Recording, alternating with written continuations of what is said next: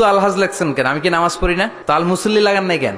লাগানো দরকার ছিল আল মুসল্লি, আলহাজ, আল মুজাক্কি, আস-সায়েম, মিজানুর রহমান আল আজহারি। আমি তো রোজাও রাখি, তো সায়েম তো লাগান নাই। মুজাক্কি যাকাত আদায়কারী, এটা তো লাগান নাই। মুসল্লি মানে সালাত আদায়কারী, এটাও লাগায় নাই। লাগাইছে কি? আলহাজ। আমাকে রেখেছেন প্রধান অতিথি, এত কিছু লিখছেন আমার নামের আগে, আমি তো খুঁজেই পাচ্ছি না আমার নাম কোনটা আর আমার টাইটেল কোনটা। আন্তর্জাতিক খ্যাতি সুসম্পন্ন মুফাসসিরে কোরআন, বিশিষ্ট আলেমে দ্বীন, সুমিষ্ট ভাষী ও সুমধুর কণ্ঠস্বর, সারা বিশ্ব আলোড়ন সৃষ্টিকারী বক্তা। কই? আমি তো 8-10টা দেশে না ঘুরছি, সারা বিশ্বে আলোড়ন তুললাম কোথায়? এগুলো লিখবেন না। আর আমার নাম এত মোটা করে লিখছেন কেন? আমি খাই বেশি নাকি? বেশি মোটা আমি? কই আমার তো মোটা নাই স্টেজে, হ্যাঁ? এগুলো পাইছেন কই? আবার লিখছেন আলহাজ। আলহাজ লিখবেন না। হজ মানুষ করবে শুধুমাত্র একজনের জন্য, তিনি কে? আর বিশেষ করে হজের ক্ষেত্রে আল্লাহ বলেছেন তোমার হজটা, উমরাটা যেন হয় আল্লাহর জন্য। আতিমুল হাজ্জা ওয়াল উমরাতা লিল্লাহ। লিল্লাহ আল্লাহ এমনি বলে নাই, কারণ তোমরা আলহাজ লাগাবা, তোমরা আলহাজ লাগাবা। হাজী সাহেব নামের আগে আলহাজ লাগায় নাই, রেগে যায়, আছে না নাই? আপনার হজ শেষ, আপনার উমরা শেষ, আপনার সব শেষ, ঠিক কিনা? মানুষ বলতে পারে, কিন্তু আপনি কখনো লাগাবেন না, লাগাতে চাইবেন না। আর এটা লাগানো ঠিক না। পৃথিবীর কোথাও এরকম আলহাজ লাগানো হয় না। আমরাই শুধুমাত্র নামের আগে আবাদতের কথা জুড়ে দেই। আমি কোন আবাদত করছি এটা আপনাদের এরকম কেন? আমার আবাদত হবে শুধুমাত্র একজনের জন্য। চিল্লায় বলেন, তিনি কে? আমি যে নামাজ পড়বো একজনের জন্য পড়ি, তিনি কে? আপনি আল্লাহ ছাড়া অন্য কারো সন্তুষ্টির জন্য যদি কোনো আবাদত করেন, সেটা কবুল হবে? চিল্লায় বলেন। এটাকে বলে ইখলাস। এটা খুব জরুরি। এই ইখলাসের নামে আল্লাহ কোরআনে একটা সূরাই দিয়েছেন। ইখলাসের নামে কোরআনে একটা সূরা দিয়েছেন। তো শুধু আলহাজ লেখছেন কেন? আমি কি নামাজ পড়ি না? তো আল মুসল্লি লাগান নাই কেন? লাগানো দরকার ছিল আল মুসল্লি, আলহাজ, হ্যাঁ, আল মুজাক্কি, আস-সায়েম, মিজানুর রহমান আল আজহারি। আমি তো রোজাও রাখি, তো সায়েম তো লাগান নাই। মুজাক্কি যাকাত আদায়কারী, এটা তো লাগান নাই। মুসল্লি মানে সালাত আদায়কারী, এটাও লাগায় নাই। লাগাইছে কি? আলহাজ।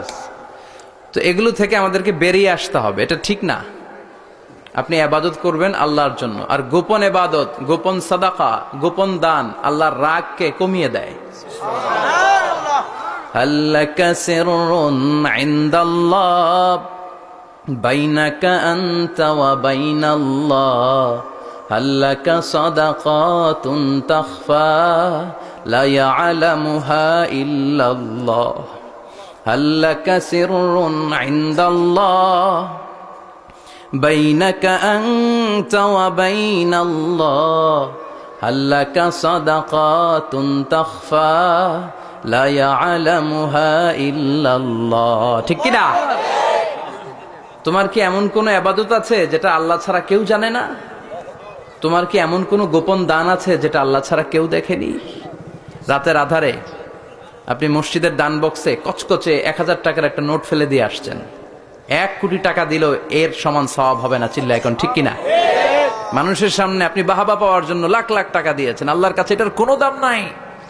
আর আপনি শুধুমাত্র কেবলমাত্র আল্লাহকে দেখানোর জন্য 1টি টাকা দান বক্সে দিয়ে এসেছেন, কিয়ামতের ময়দানে সেটাকে আল্লাহ তাআলা উহুদ পাহাড়ের সমান উঁচা করে আমলনামায় ঢুকায় দিবে।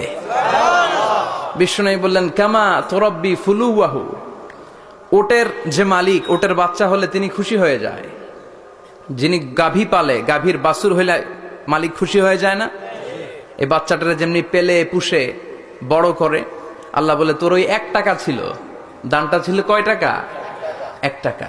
কিন্তু পৃথিবীর কাউকে দেখানোর জন্য তুই সে দান করিসনি, করেছিলি শুধু আমার সন্তুষ্টির জন্য। ওই 1 টাকাকে আমি পেলে পুষে, গাভীর মালিক যেমনি বাছুর পেলে পুষে নাদুস নুদুস করে বড় করে গরুর হাটে বিক্রির জন্য, তোর ওই 1 টাকার ছোট্ট দানটাকে আমি আল্লাহ নিজের তত্ত্বাবধানে পেলে পুষে বড় করে উহুদ পাহাড়ের সমান করে তোর আমলনামায় ঢুকিয়ে দেব।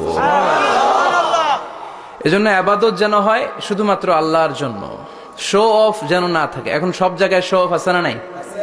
সব জায়গায় লৌকিকতা, অতিমাত্রায় লৌকিকতা। এই ওয়াজ মাহফিলেও অতিমাত্রায় লৌকিকতা।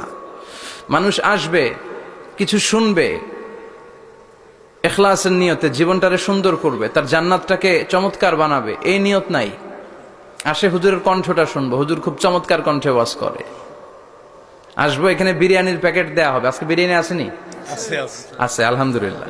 খাওয়া খাওয়ানো দুইটাই ভালো কাজ, তবে এটা যেন উদ্দেশ্য না হয়। এটা যেন উদ্দেশ্য হবে একজন। চিৎকার করে বলেন তিনি কে? আল্লাহ আজকের প্রোগ্রামকে তুমি কবুল করো।